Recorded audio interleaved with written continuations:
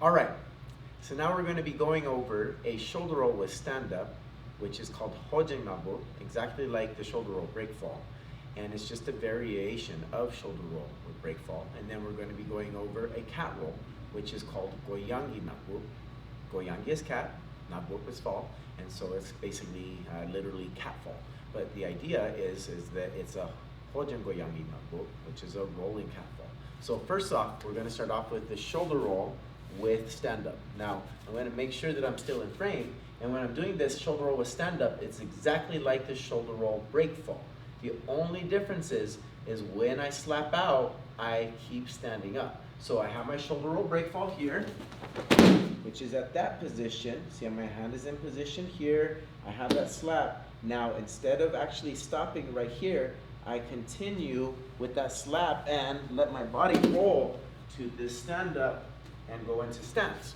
So, again, from this position, my hand positions are exactly the same. I have this hand in a circular position, forming somewhat of a high block and a blade. Remember that it's barely touching each part of my arm in a sequential manner, but very quickly going down this shoulder, down to this side of the hip. I'm tucking my head in. This other hand is a brace and a guide, and this hand is going to be this one that's going to slap. I'm going to bend forward, tuck my head in, roll on this shoulder.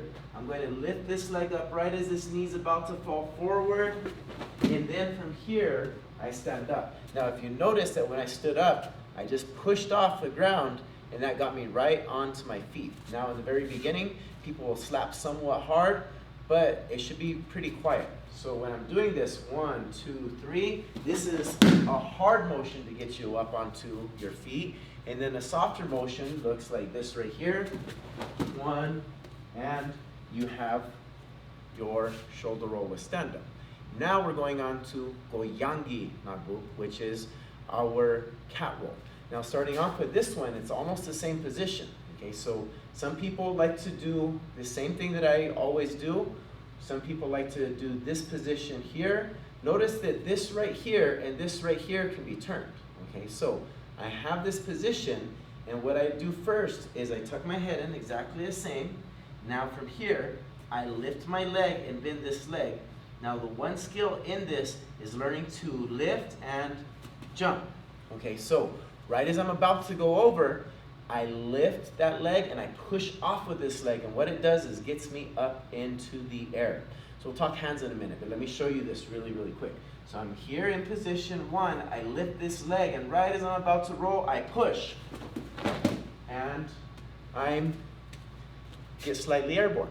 Okay, now with the hands, they need to absorb shock, but still keep the frame. So some people put the hands like this right here, in this position, because what it does, I'll show you slowly, is it's kind of like a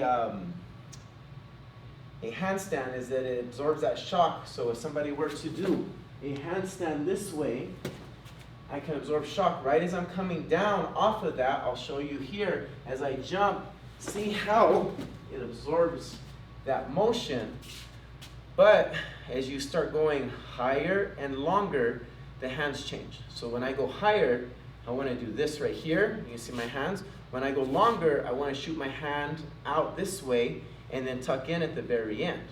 So in the very beginning, all we have to do is just learn to get up off the ground. In the later videos, we'll show high and long. So I'm getting up off the ground, 1, by launching, 2, by keeping my head tucked in, and 3, by tucking in just a little bit more and rolling right on the last second. So I'm here, 1, 2, 3, I jump, tuck.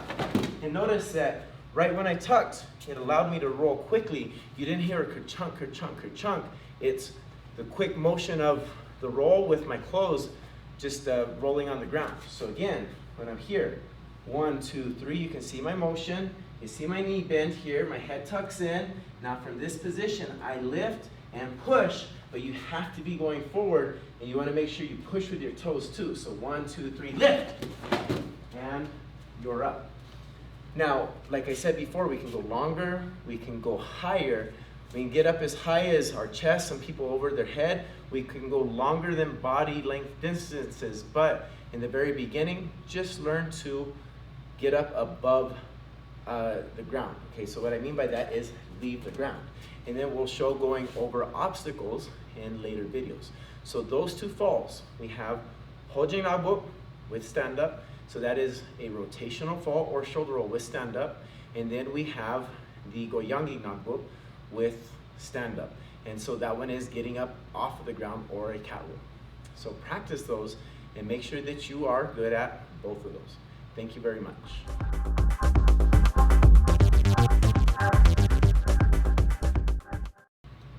All right, so now we have an annex or an addition to shoulder roll with stand up.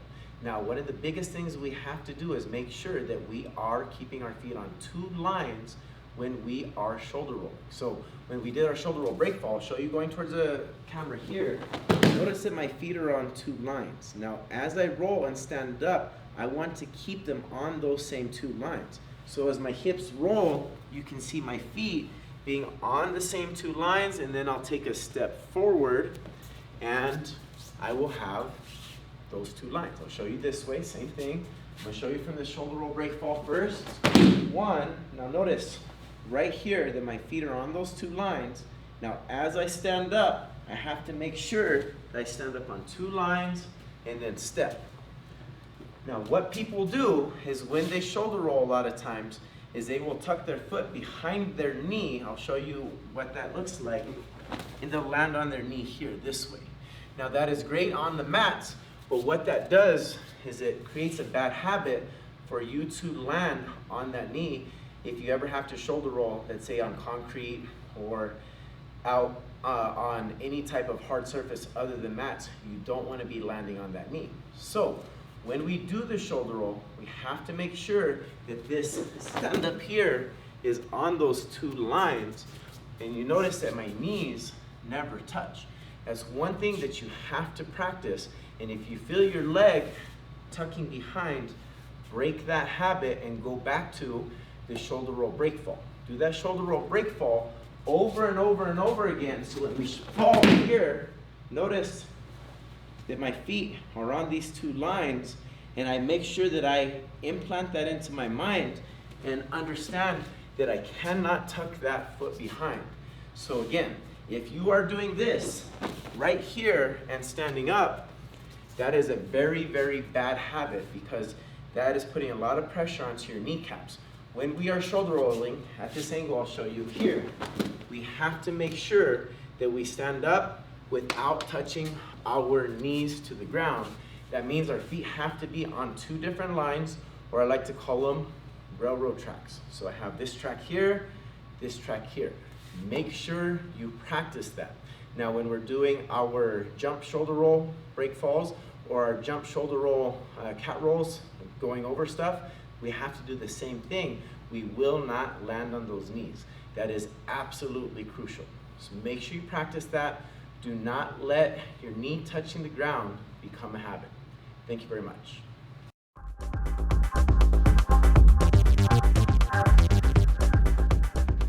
All right, so now we have an addition to the cat roll. And this addition to the cat roll is very important. So I said that we should be covering these little obstacles in other videos, but what happens is people are very afraid to get up off the ground. So notice that I bring in a very, very small obstacle. It is not something that is very large at all. It's way, way below my actual knee level. So the idea is I should be able to shoulder roll over it just fine. So let me show you what I mean by that. I don't even have to get up off the ground to go over this thing. So when I'm coming up and over right here, there is no jump. So when I understand that, and understand that all I have to do is put my foot on one side, place my hand on the other side, let my knee go over, and then that is the shoulder roll. Then all I have to do is practice pushing up with my leg and lifting the other leg, little by little, baby steps like this. I'll take my time, 1, 2, 3, lift, and get better at that. And then over time, what we do is we push higher and higher and higher. And so, you know, at an intermediate level, it should basically look just like this right here.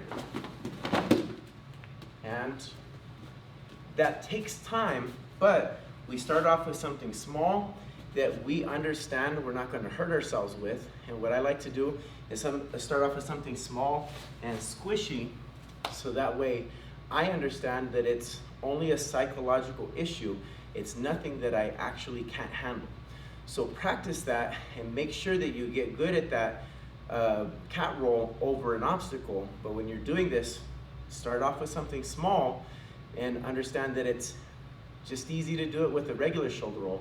It's definitely easy to do it when you are rolling with a jump. All right, and that is the addition to the cat roll. Thank you.